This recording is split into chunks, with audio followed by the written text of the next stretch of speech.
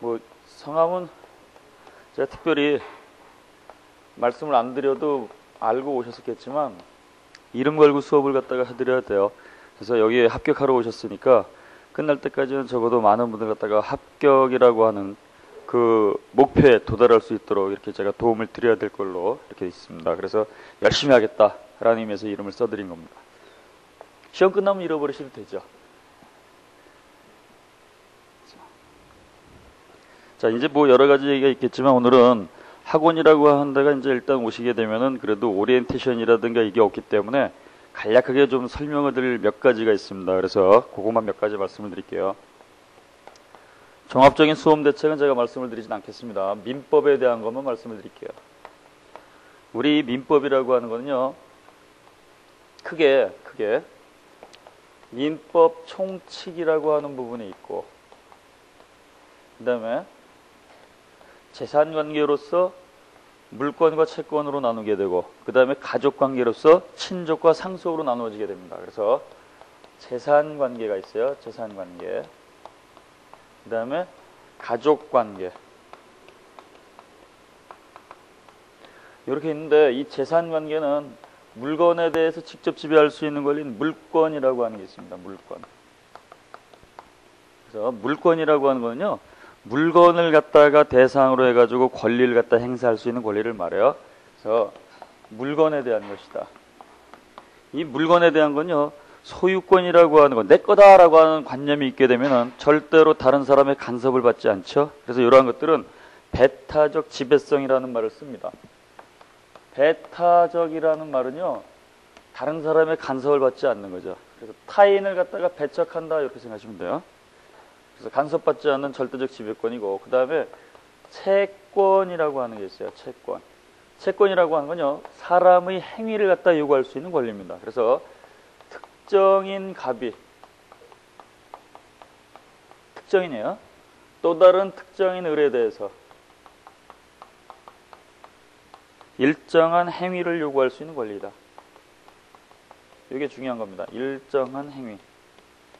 요걸 요구하는데요, 이때 이 행위라고 하는 거는요, 해달라고 적극적으로 요구할 수 있는 게 있어요. 해주세요 라고 하는 거. 또 반대로 하지 말아주세요 라고 할 수 있어요. 이걸 합쳐가지고 우리가 급부라는 말을 씁니다. 급부. 조금 어려운 말인데 행위다 이렇게 생각하시면 돼요. 그래서 대학교 교수님들이 들어가게 되면 출제를 하실 때 자기가 선호하는 말들이 있어요. 그게 같은 의미로 쓰이는 게 여러 가지가 있습니다. 그래서 행위라고 하는 것은 급부를 말하는데, 이 급부라고 하는 것은 지금 보신 것처럼 둘로 나눠지죠. 해달라, 뭐뭐를 해달라라고 하는 거. 요걸 갖다가 우리가 자귀라는 말을 씁니다. 자귀. 그 다음에 뭐뭐를 하지 말아달라. 이렇게 하는 것은 부작이라는 말을 써요. 그래서 채권이라고 하는 것은 특정인 갑이 특정인 상대방 을에 대해서 일정한 행위를 요구할 수 있는 권리, 또는 일정한 급부를 요구할 수 있는 권리, 또는 일정한 자기 또는 부작위를 요구할 수 있는 걸 다 똑같은 거예요. 그래서 이때 이 행위라고 하는 게 중요한데, 이거 예전에 기출됐던 지문입니다. 채권이라고 하는 것은 재산적 가치가 없는 행위를 목적으로 하는 것도 가능하다. 분명히 재산권이라고 되어 있는데 재산, 돈으로 환산할 수 없는 경우에도 채권의 목적으로 할 수 있다. 맞는 지문이에요. 왜? 행위를 요구하는 거기 때문에. 따라서 불공을 갖다가 대신 드려주세요라고 하는 것도 채권의 목적이 될 수 있다라고 하는 겁니다. 기억을 하셔야 돼요. 반드시 돈으로 가치를 갖다가 따질 수 있는 것만이 채권의 목적이 된다 그러면 안 돼요. 왜?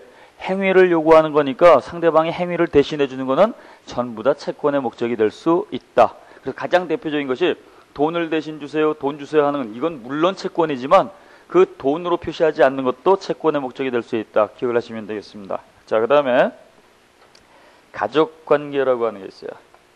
가족관계는 우리가 친족이라고 하는 게 있고, 그 다음에 상속이라고 하는 게 있습니다. 친족이라고 하는 거는 혼인을 갖다가 전제로 해가지고 가족 구성원의 범위가 결정을 되는 걸 말하는 거예요. 혼인을 전제로 해서. 그래서 혼인을 갖다가 전제로 해서 가족 구성원, 요 지위 또는 자격을 갖다가 얻는 사람들을 우리가 친족이라고 하는 겁니다. 친족. 그 다음에 상속이라고 하는 거는요, 상속이라고 하는 것은 친족 구성원 사이에서의 재산의 이동관계를 말하는 거예요. 뜻만 알고 계시면 돼요. 자, 그래서 친족, 가족 구성원 사이에서 재산의 이동관계다. 요것만 우리 선생님들이 구별하시면 돼요.